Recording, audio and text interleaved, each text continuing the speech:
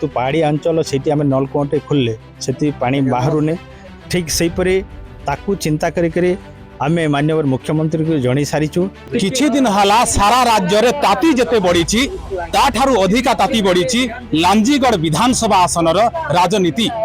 वर्तमान आम अच्छु कलाहांडी जिला लांजीगढ़ विधानसभा अंचल जो बेनगा मुसानाल अंचल रे आम सीधा सड़क प्रतिक्रिया नेबा जो बीजेडी जो प्रार्थी अछंती प्रदीप दिशारी सीधा सड़क कथा हबा कोन नहीं भिक्षा भोट भिक्षा करूचंती सीधा सड़क आम कथा हबा। आज्ञा प्रथमे G99 को आपन को स्वागत करू। नमस्कार।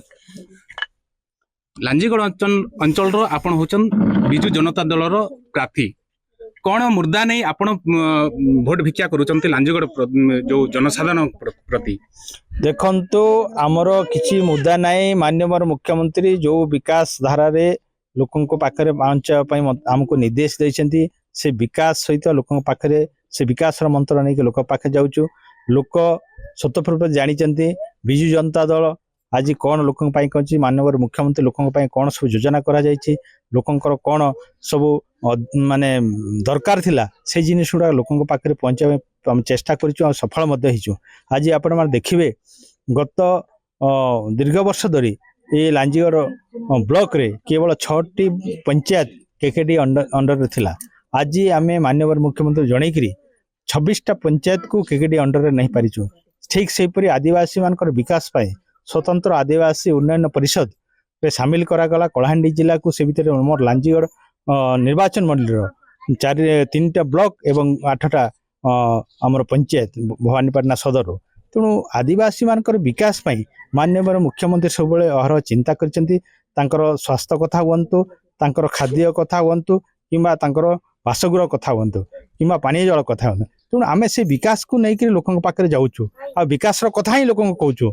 तेणु से विकास से माने उन्नति होती माननीय मुख्यमंत्री पर से आस्था प्रकट करछंती जे आगामी दिन में माननीय मुख्यमंत्री षष्ठ मुख्यमंत्री हेले ए अंचल विकास करने सहित से उपकार हेबो। ता सहित आम विधायक भाव में मत जेहेतु प्रार्थी देइछंती द्वितीय बार लोकंकर आस्था विश्वास है जेहेतु आम बिजू जनता दल प्रार्थी भाव में से आमको ग्रहण करछंती। नवीन पट्टनायक जो कार्य सब करछंती ताकू निहाती भाव में से भूरी भूरी प्रशंसा करछंती एवं आगामी दिन में बिजू जनता दल प्रार्थी को भोट देवाई से निष्पत्ति ग्रहण कर सारे। सर जिते बेले लांजीगढ़ अंचल होची आदिवासी अंचल ये अंचल रे विभिन्न लोक दादन बहुत खटी जाउचंती एवं कृषि क्षेत्र रे हो कि विभिन्न गमनागमन क्षेत्र रे भी अवहेला एबे पर्यंत अछि कोन कहबे सेति प्रति सर। देखंतु एई गोटिए वर्ष भितरे आपणकर 30 रु ऊर्ध्व बिजु सेतु निर्माण पाई माननीय मुख्यमंत्री अर्थ मंजूर कर सारे जहाँ आम जनईथुनु। आपण जो कथा कहते निहाती भाव या गोटे आदिवासी अध्युषित अंचल एवं पहाड़िया इलाका यथासंभव चेष्टा करूँ।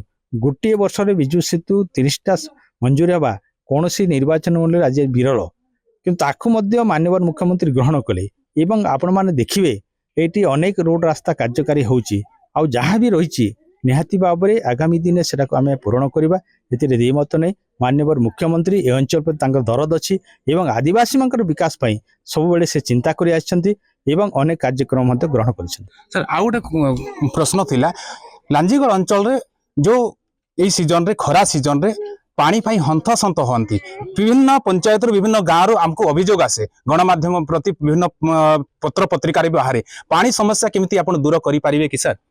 निहाती भाव में आम पारपन चेष्टा कर देखुवे जेहेतु पहाड़ी अंचल से आम नलकूटे खोलले से पानी बाहरुने ठीक से ताकू चिंता करी आम माननीय मुख्यमंत्री को जन सारीचु। माननीय मुख्यमंत्री प्रत्येक बड़ गाँ और छोट गाँ को मिसिक ओवर टैंक माध्यम पानी देवार व्यवस्था कर आपड़ देखिए अनेक जगह डीप बोर हेलिछि नदी नाल ओवर टैंक माध्यम लोकों को पाइप पानी देवाई व्यवस्था कर किंतु ये जिते कंट्राक्टर माने ठिका नहीं गोटे पैकेज रे 100 रु ऊर्ध्व गोटे कंट्राक्टर पाइजे काम कर स्लो होची किंतु माननीय मुख्यमंत्री ताकू अर्थ मंजूर किंतु काम टिके डिले होची। आपण देखिए गोटे वर्ष भितर अनेक जगह पानी जल सुविधा हो पार।